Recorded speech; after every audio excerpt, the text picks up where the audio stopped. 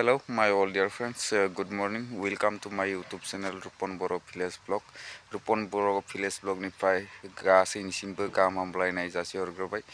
Finally मार गोबाव जाबायमोन आरो लोगोफोरना भिडिअ लाबोनो हायैया दिनै माने एसे सम मोननायखाय आं नोंथांमोनसिम एसे शेयार खालामना होनो होननानै सानदों आरोना लोगोफोर.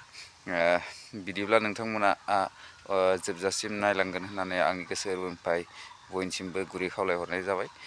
बिदिब्ला भिडिअखौ नायलांदो. नै लोगोफोर माने मैथा गायदो आरो इयावनो जोंहा मैथा फोना होदो आरो माबा हाखरफोराव आरोना एसे माने हाखौ होदोंमोन आं गोजौयै खोनो होनना सानदोंमोन टाइम मोनाखै आरोना खोनो एसेल' खोनाय जाबाय. नै इयाव मैथा फोना होदो दा बेनिफ्राय लोगोसे गय बिफां गायबाय फिसा फिसा माने गायबाय माने जावायना दोनथ'दो आरोना उनाव बेखौ गायफिननांगोन. उनाव बेखौ गायफिनसिगोन लासैनो माने ओरैनो गय बिफांखौथ' जेसां थारमाने गायस्लायनो हायो एसांनो मोजां माने बेनिखायनो आङो बेखौ दा मथा मथि खनथाम खनब्रैसो गायस्लायबावनांगोन आरोना. मैथाखौ फोदो मैथाया बरिया जादों बर्थमान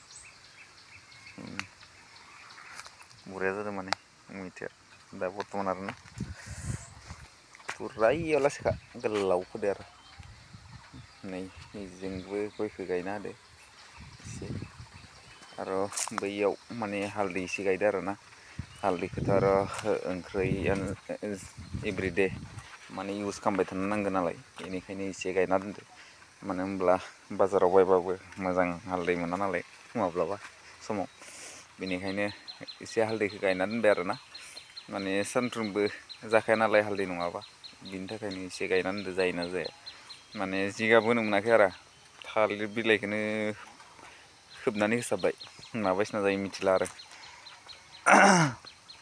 नायनोसै ट्राइ खालामनानै जाबाथ' आरो मोजांनि बाथ्रा नङा होमबा. बेखिनियाव गायदो आरो माने मथा मथि बेखिनियाव फाल्लासे गायदो आरो नोरैजा ओइथि माने खुमब्रा गायदोंमोन आरो खुमब्रा लोगोफोर नै जोंहानिया खुमब्राया नै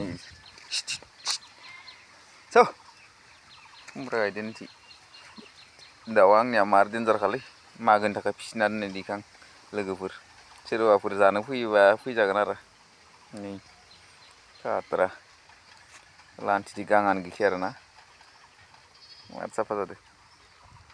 लोगोसे नैथि माबा भात केरेला दं नैयाव भात केरेला नै मानबायनो हमबायानो मानबायहांबाय आरो बेनोबो माने दा बैसां होनांगौ बैसांखौ होनो टाइम मोनथ'वाखै टाइम मोनबा होसिगोन लासैनो.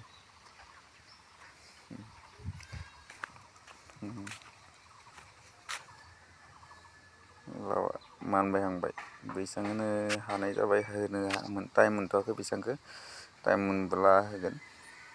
बिदिब्ला भिडिअखौ दिनै बेयावनो फोजोबनाय जाबाय लोगोफोर. जायफोरा आंनि चेनेलाव गोदानै फैदों बिथांमोना आंनि चेनेलखौ साबसक्राइब खालामनानै लागोन होननानै आंनि गोसो गोरबोनिफ्राय गुरै खावलायहरबाय आरो जायफोरा आंनि भिडिअखौ नायनानै मोजां मोनो बिथांमोना मोनसे लाइक आरो कमेन्ट खालामगोन होननानै गोसो गोरबोनिफ्राय गुरै खावलायहरबाय. बिदिब्ला नेक्स्ट भिडिअआव थाबैनो लोगो मोनगोन होननानै आंनि गोसो गोरबोनिफ्राय बयनिसिमबो गुरै खावलायहरनाय थाबाय लोगोफोर.